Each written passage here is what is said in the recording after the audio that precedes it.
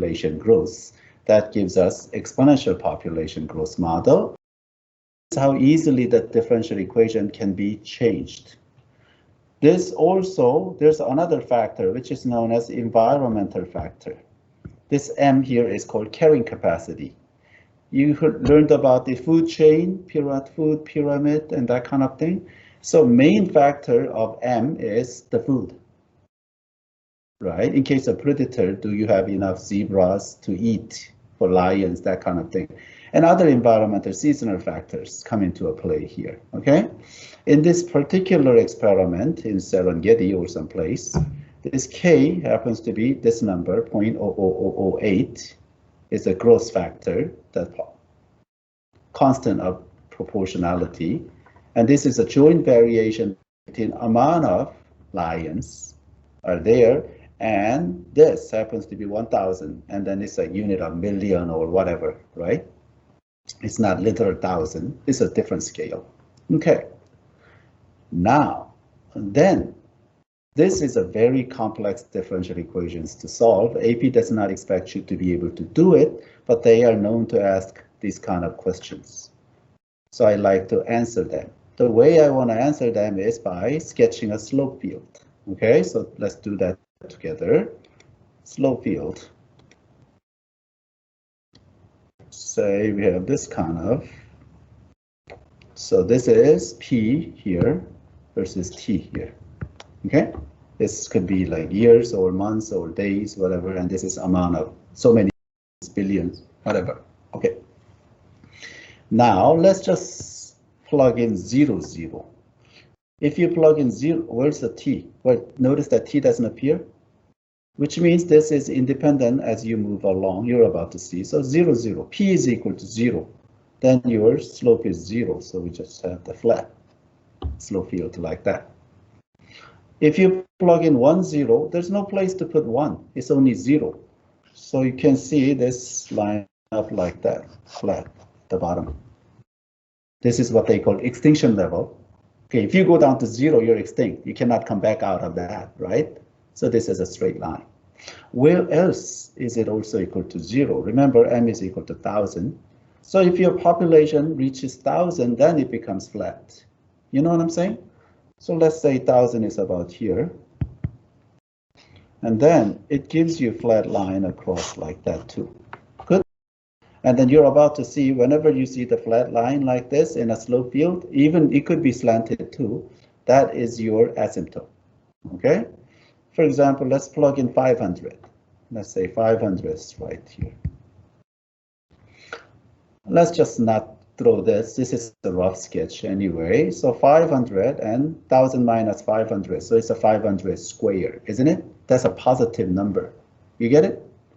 So let's say something like this. So this is the slope field, exactly halfway. Once again, independent of T values. Now, let's put 250. If you put 250 here, then this is 1,000 minus 250, which is 750. So 250 times 750, punch the calculator if you have to. Is it more than 2,500 square or less? Because it's relative to this slope, we want to know what that slope is. It's positive, but is it more or is it less? It's less, isn't it? Less. Yeah. So which means it has to be shallower slope. Good. Okay, what about if we plug in 750? Then this becomes 750 and this becomes 250. It's the same number then, isn't it? So we are supposed to have the same slope right there. That makes sense to you? You see where this is going? You see the logistic growth curve coming up? But while we are at it, let's put 1,200 up here. If you put 1,200 here and 1,200,000 minus 1,200, the whole thing turns into negative, eh? So up here, we are supposed to have negative slope, like that. And if you put 1,400, that actually is steeper negative. So that's what we expect. Now let's sketch the particular solution. Let's say your initial condition is 200, like this problem says, this one. 200 is about here now, isn't it?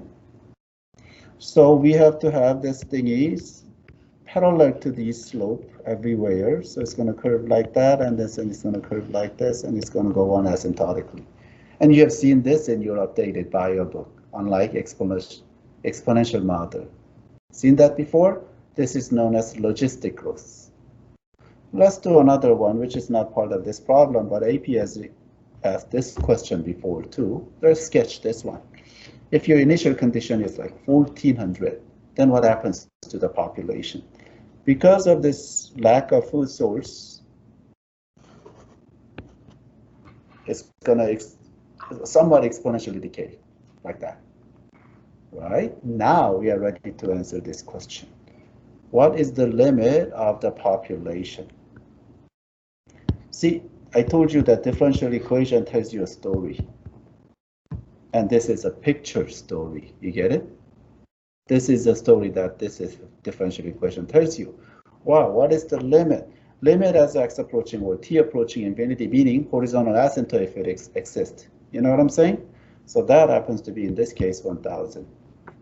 Lions, zebras, moose, whatever. Good? Okay. Then the other question is this. Limit of p prime. What do you say? That is, what is the eventual slope of these curves? You know what I'm saying? Do you see 0? It flattens out because it's asymptotic behavior. So without ever solving this differential equation, we can actually answer these questions. The toughest one is this. When does the population grow fastest? Well, not when, but for what p-value? This is the toughest question. Answer? Echo, do you have the answer?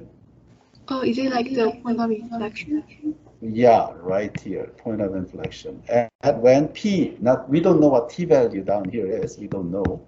But when p-value is 500, point of inflection is where this is steepest now, isn't it? Yeah. So now we can answer that question too. So, but how do you answer that? See, we are looking at a maximum value of p prime, right? Well, we can say this is when p is equal to 500. This is feeling it. We can feel it by looking at this graph. But let's say you are more analyzing person. Then we can actually get it from here too. Oh, did I write y? I'm going to write p. Remember, this was our differential equation, right? I'm going to graph this. This is a little unusual graph, but I think you can understand this. This is p prime, the PDT versus p graph. So we can think of this as a x and y. You know what I'm saying? And what does this curve look like? This curve is a parabola now, isn't it? It looks like that. Do you see this is a parabola? 2 zeros upside down? Yay! So what are the zeros? One of them is here, 0, and the other one is here, which is 1000, of course, right? Because this is, m is 1000 for us. Maybe it looks better if I change this to a number. So OK is a number 2. It was 0.00008 times p times minus p. You know what I'm saying? See, and then this is where we can take a derivative even and set it equal to 0, but this is 500 right there now, isn't it? You get it? So we can think like that as well. Well, then finally, we get to solve this differential equation. Yeah, I know if he doesn't expect you to be able to, but hey, I expect so much better. I train you for MIT. So fasten your seatbelt. Here we go. Since mathematicians hate numbers, I'm not going to use a number. I'll just do it this way. The beauty about doing it this way is, if you solve this one, then they all look exactly the same. You just plug in different number at the end. You know what I'm saying? Okay, here we go. First, you separate the variable, and then it was shocking to me. to find out that some of you don't even know how to separate the variable. Are you kidding me? This is how you do it. One variable on one side, another variable on the other side, okay? Then, do you see partial fraction right there? Ah, that's why we've been training in partial fraction. So let's do that here on the side. So we have 1 over p, and then m minus p, and then we are supposed to split it like this, right? Once again, m is a number, it's 1000, okay? AB is unknown constant, and p is your variable. So common denominator tells you a, and we multiply it upwardly. So 1000 minus b, p,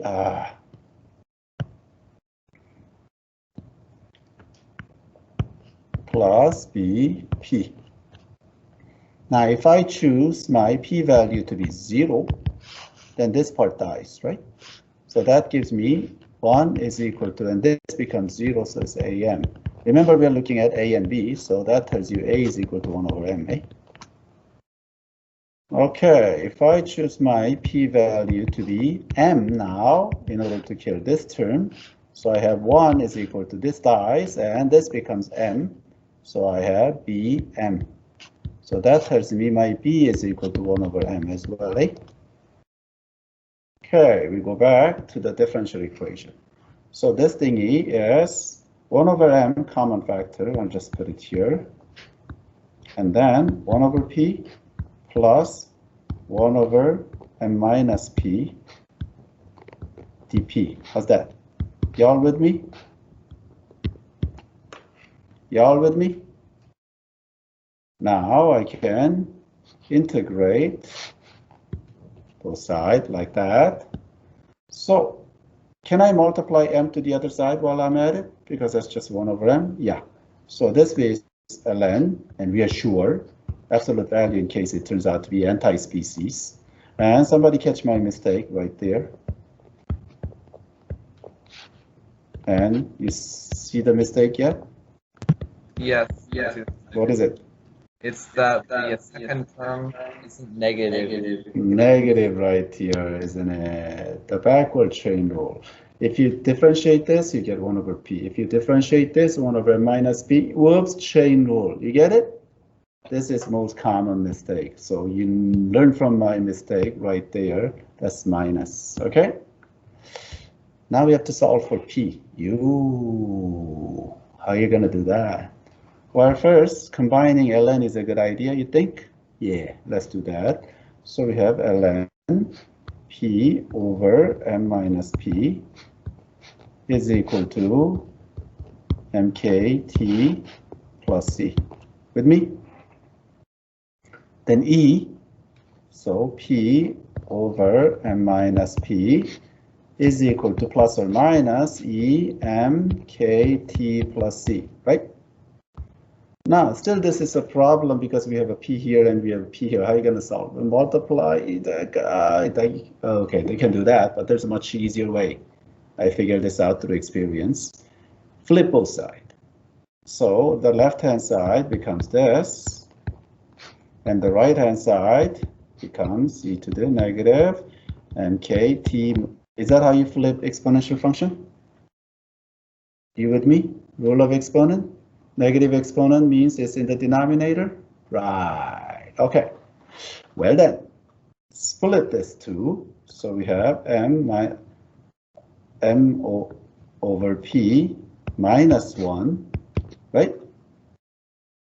And then this one, I'm going to rewrite it with a now. A e to the negative mkt, where my a happens to be plus or minus e to the negative c this time, eh? Now, this is the best place to apply initial condition because you have this a, it's in terms of a, you know what I'm saying? So we apply initial condition, which is, let's say at p at 0 and p naught. P naught happens to be 200 for this problem, and I'll give you a numerical answer as well. And I'm going to write a first because I want to write numerical answer on the other side. So if I plug in 0 here, this whole thing becomes 1, so that tells me what a is. And this this becomes m over whatever that initial population is minus 1. Okay, numerically for us, this is 1000, remember? And this was 200, and then minus 1. So A is a pretty nice number. Do you see that? So A is 4, remember? I mean, it looks complicated, but this is still one number. You know what I'm saying? These are not 3 numbers. Okay. I'm going to go back and write A because I don't want to carry this thing around, and I hate numbers still. I want to make a general solution, okay? So then go back here, bring that 1 over to the other side. So here, M over P is equal to 1 plus A e to the negative MKT. Good. And this is where I get lazy. It's too much algebra, so I'll just do it in my head. P is equal to M over 1 plus A e to the negative MKT. Too much algebra? You got it? Okay. Numerically, this is what the beauty about doing it this way. Numerically, you can just substitute different numbers and get different answers now. You know what I'm saying? This is a general solution. 1000 over 1 plus 4 e to the u. What is 1000 times 0.00008? Yeah, that I should be able to do this, but for some reason I hate numbers. 0.08, right?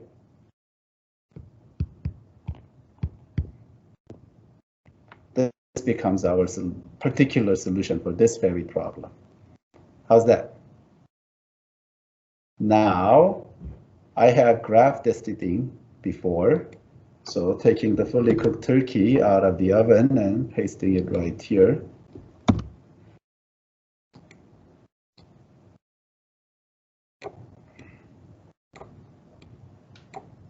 As you can see, this is our particular solution with 200 logistic growth as we predicted. But in case your initial value that year I used 1500, then it goes down like that. Exactly as we felt it in our slope field. How do you like it? Beauty, eh?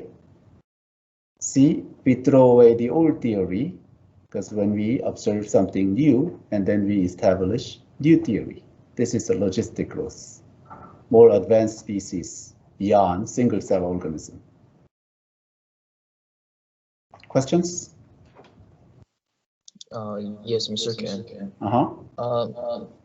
Just When you integrate both sides, you don't need to add constant on both sides. You only need to add on one side. Is that true? Like, do you know why that is? That's an excellent question. It's a constant, so it doesn't matter. Yeah. See, let's just do a simple case. 1 over y dy is equal to x, right? So this becomes ln y, and this becomes x squared, so therefore 1/2. Well, let's see. Why not put d here is the question, right? It's really there. Okay. Then we have this, right? And this is a new constant. We can call it e. Yeah, okay. So, that's what I thought. Yeah, constants do combine. So we only need to put it in one side. Okay. And also another question, I'm not sure if I should, like, it's where you put when you decompose the fraction, you set m equals to p, but wouldn't that contradict with your formula since you have m minus p on the denominator? I know here we are not allowed to insert p, so we have to put some values, then it becomes a systems of equation eventually. That's why you learned it that way last year. But if I multiply this denominator out and have it this way, this is true for all p value. This equation itself has to be true for all p value. And I can still choose like 1 and 2, or 1, -1, and still set up systems equation, you get exactly the same answer because it has to be true at 0 and m as well. Now, see, it's the same thing. This equation, if you graph it, it gives you the same thing as this, except for there's a hole or something like that. But it doesn't matter for us. It still get us the right answer. So that's kind of the reason why you converted without fractions. Yeah. Eventually, Okay. this cannot be the answer to go in here, right? If we are solving for p-value, but we are not solving for p-value. We want this constant. We are not looking for the variable. Oh, Just the okay. constant, whatever gives us the correct answer. So that happens to be. Yeah. So it's kind of like make our life easier, and we just yeah, kind of. it's just a shortcut. Like I said, with the great power also comes great responsibility. So you still have to know what you're doing. Otherwise, it can get lost in things like that, like it's becoming zero. It's a good observation. Differential equation. You'll see this is a little bit oxymoron, but I mean, AP has done this because usually that there's a P here, but right, but one P is missing to make it easier so you can solve, because they don't really expect you to be able to solve that logistic growth differential equation. I do, by the way, but they don't. So they usually say, now solve this. They do these kind of things a lot, okay? Now, let's see. Shall we sketch the slope field? Yes, we shall. And this is just an approximate slope field, so it's not that hard to do. Okay, let's do it right there. Like that black color. Okay, now where we are looking for where this thing is zero. This is P versus T. Where is this slope? Slope field tells you the story. So where is it zero?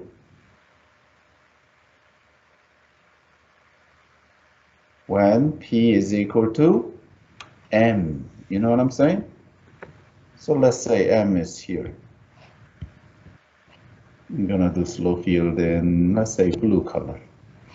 And then you're going to get zero across, which will become our horizontal asymptote, correct? Okay, let's say M is slightly less than, P is slightly less than M. Then this entire thing becomes positive. It's a constant times positive number, right? So slightly below, we'll see something like this, eh? That makes sense to you? You know what I'm saying?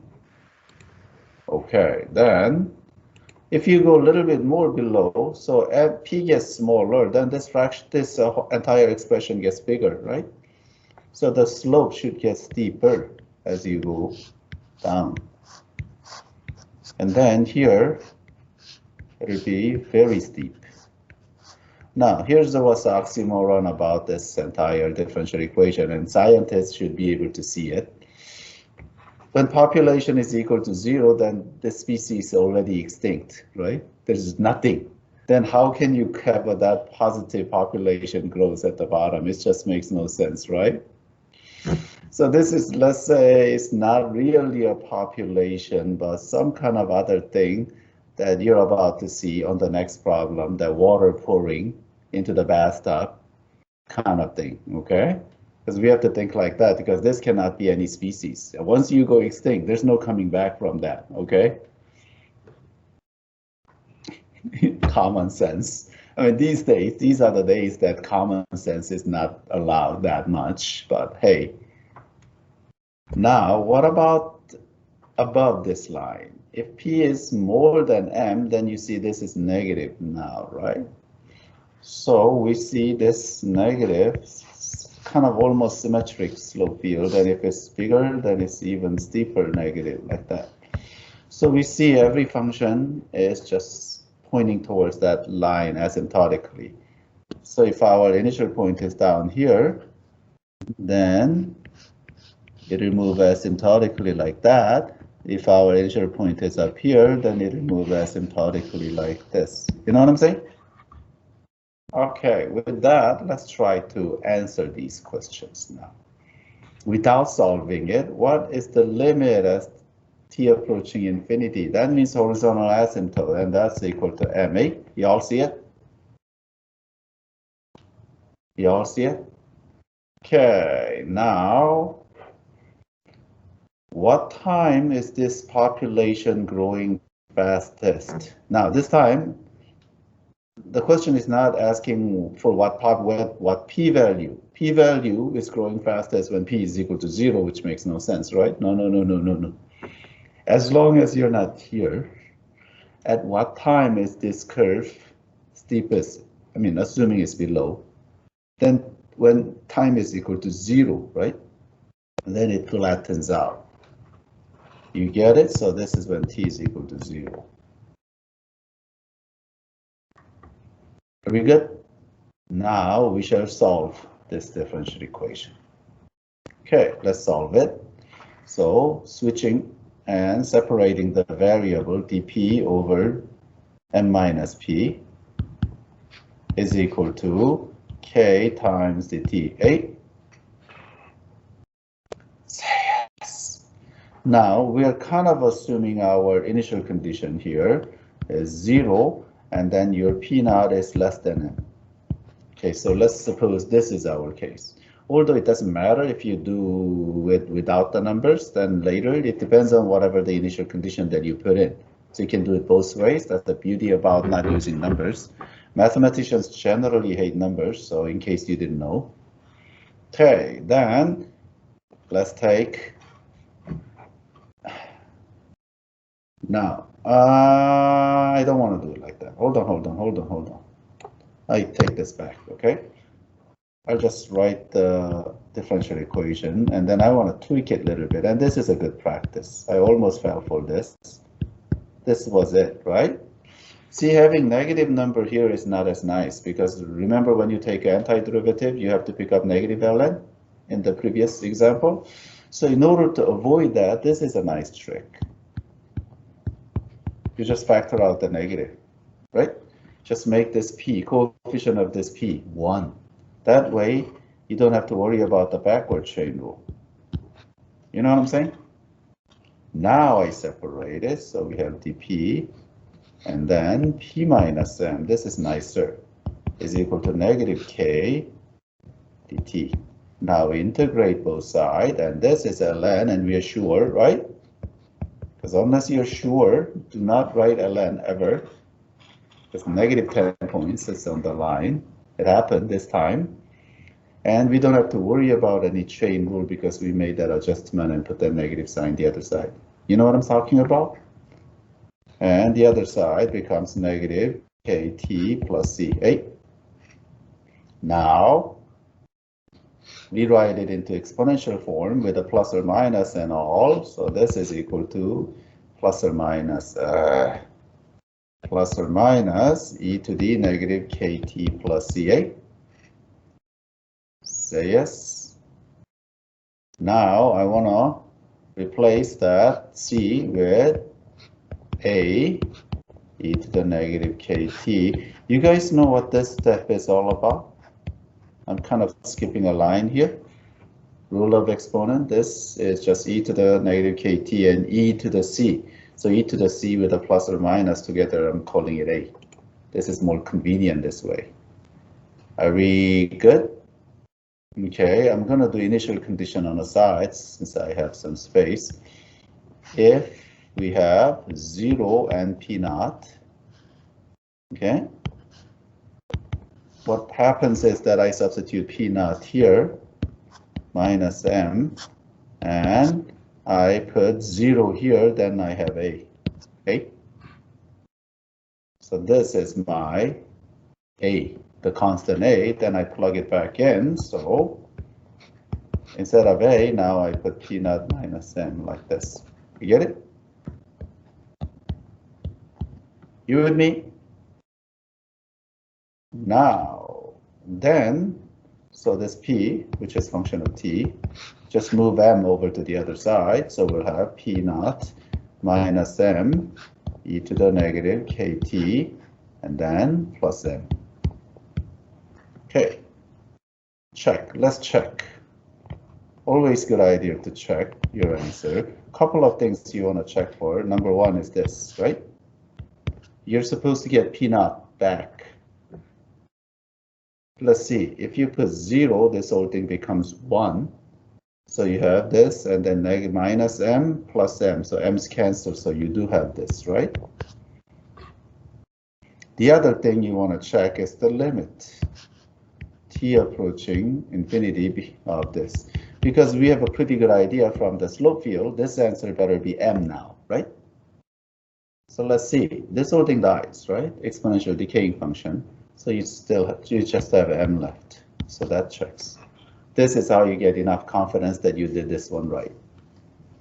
Right? And I kind of assume that this is down here, but same thing, because there's no reason for this to be less than m, right? It's just any number. So if you plug in something more than m, then it'll decay down here. And you can use decimals to graph such a thing. Good. Okay, now let's take a look at this example. Okay, you're draining a bathtub. Your tub is full of water, and you're draining a tub. Okay, is the speed of the drainage constant, or does it speed up, or does it slow down? What do you say? It slows down. It slows down, right? Because at the beginning, anybody who drained the bathtub, you see the vortex on the top of the drain at the beginning because of all that water pressure, right? And then as this water goes down, then later it's like sizzles, and then it takes forever to drain. You know what I'm saying? Because of the pressure. So it's not constant. So in that case, this is the case. Your dV dt, the volume of the water, is inverse proportional to the minus sign. So we are draining it, it's decreasing to the volume itself, isn't it? It really depends on the height, actually, of the water, the depth of the water. But depth is proportional to the volume because your bottom is rectangular. You know what I'm saying? Most bathtubs are approximately rectangular shape. I know it's a little bit trapezoid, but hey.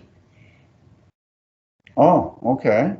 This is should we sketch the slow field and then try to predict the answer? Yeah, let's do that. So in this case, I'm gonna sketch the slow field on the side. Oh, not that one. Okay, let's do it right here.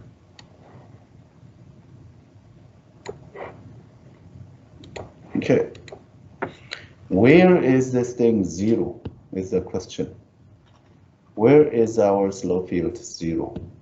Well, when v is equal to 0, isn't it? So it's flat down here. Good. Now, if you have, there's no such thing as negative volume of water unless you found a way to create anti-water. But this is real water we are talking about. So you guys get the pun? Anti-water, antimatter, matter and antimatter. Are you familiar with such a thing? They have created positron, antimatter of electron. They do exist.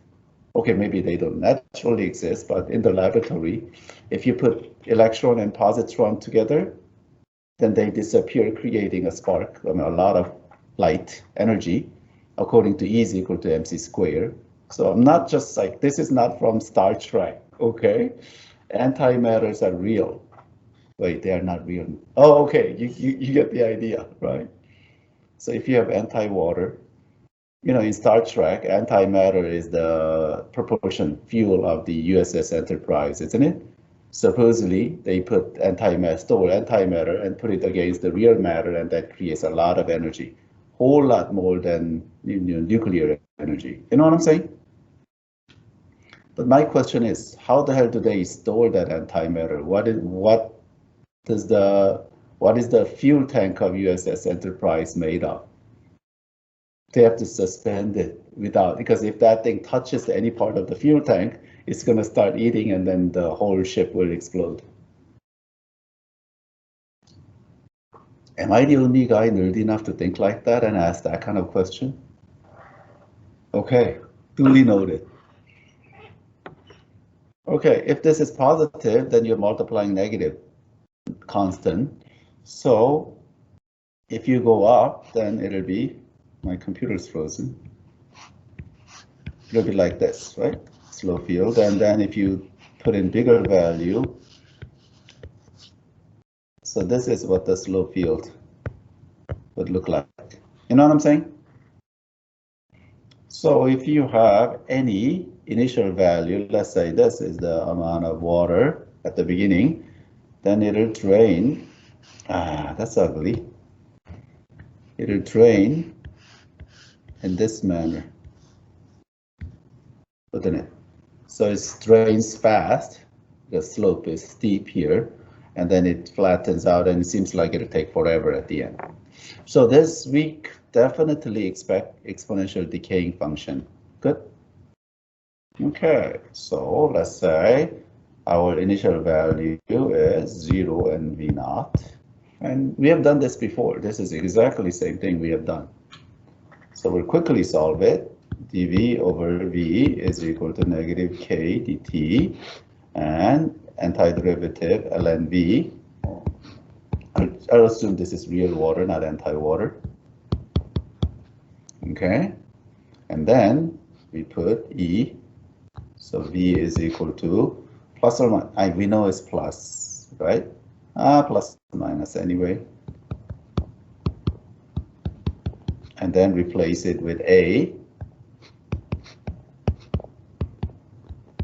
And my A is plus or minus e to the C. Good.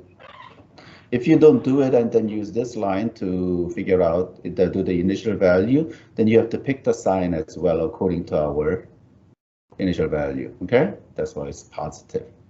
Okay, now at 0 and V naught, I'm putting V naught on the left hand side, and then I'm putting 0 for the t, making this whole exponential expression 1. So A is equal to this, right? Plug it back in. So V is equal to V naught e to the negative kt. See, that's the exponential decaying function, which is what we anticipated. So it's not a big surprise. Okay.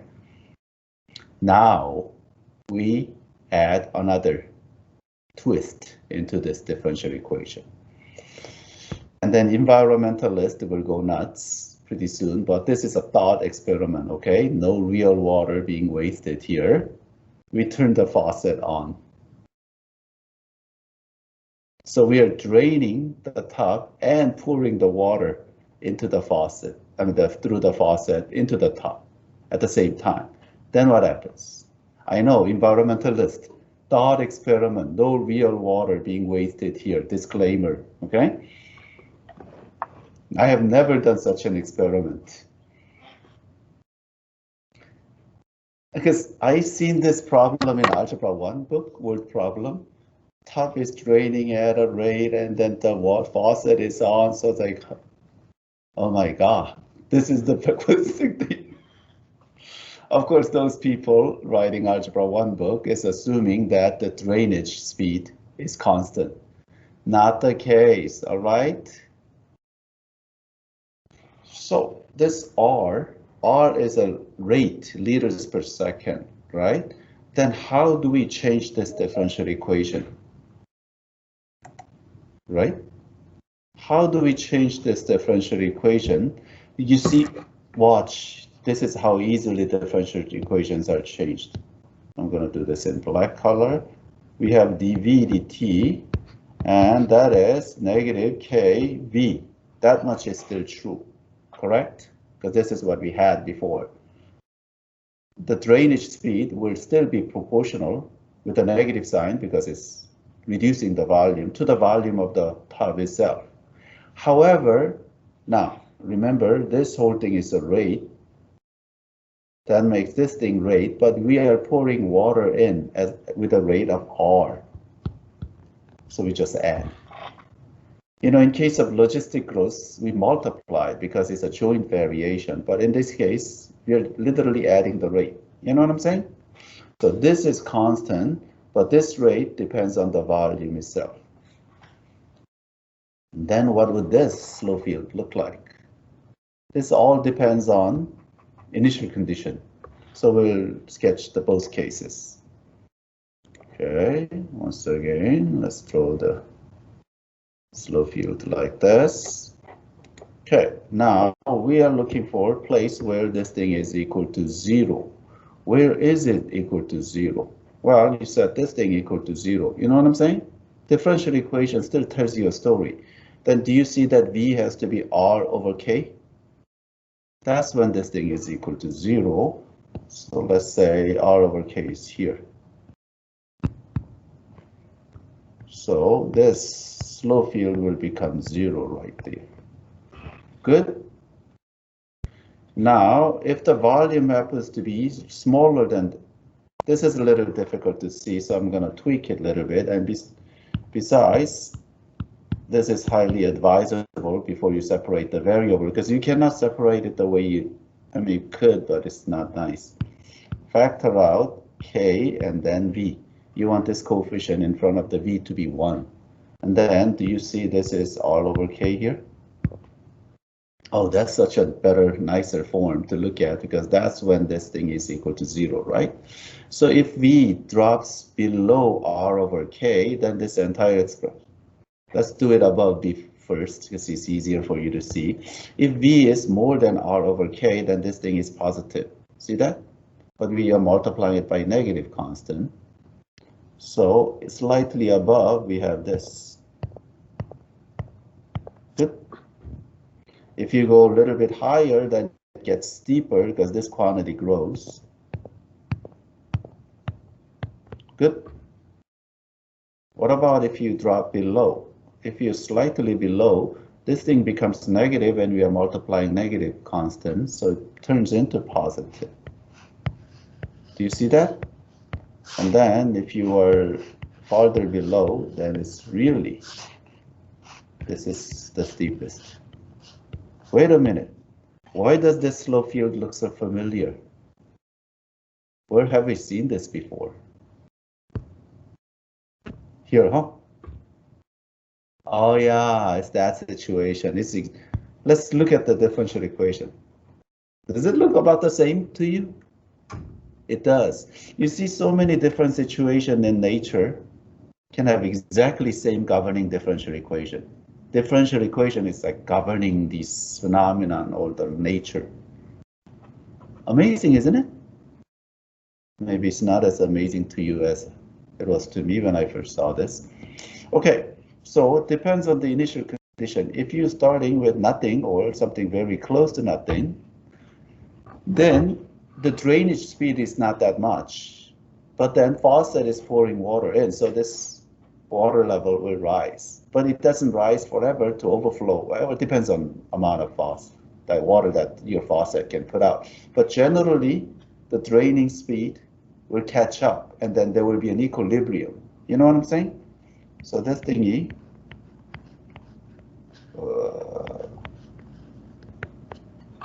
have this kind of behavior. Well, what happens if you have a lot of water? Then it will actually go down, but stabilize somewhere. Exactly the same way as in our first example. You get it?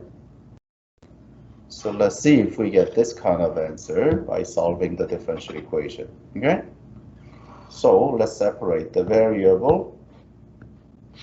So we have V minus R over K is equal to negative K dt. And this is ln. Now we have to put absolute value because this could be positive or negative.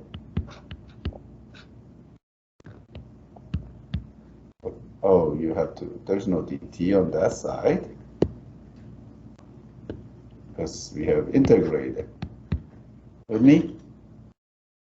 Then put it into exponential form. So V minus R over K is equal to plus or minus e to the negative KT plus C.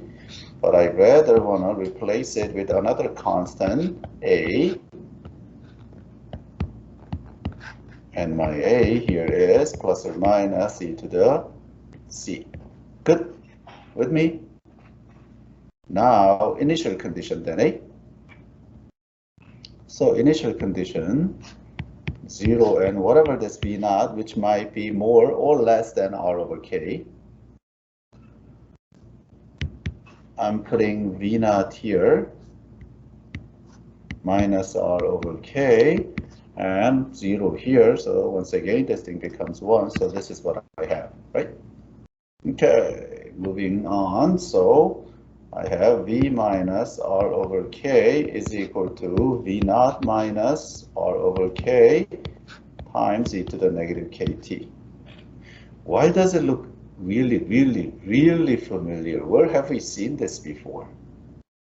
This is the same thing as Newton's law of cooling. This is exactly the same thing as terminal velocity. So many of these natural phenomena is governed by this very differential equation. Isn't that amazing? So this V is equal to V naught minus R over K e to the negative KT plus R over K. Many of them actually look like this. Let's check. Check. So first thing I want to check is this, and I better get V naught back. So if I put 0 here, this thing becomes 1 and R over K is cancelled, so that gives me V naught. That's good. And then the other one I want to check is this, of course, right? Asymptotic behavior. Okay, then this is the exponential decaying function. I mean, you usually end up with some kind of a decaying function, so this whole thing dies, and you have R over K, which is the equilibrium level of water in the tub. How about that, huh?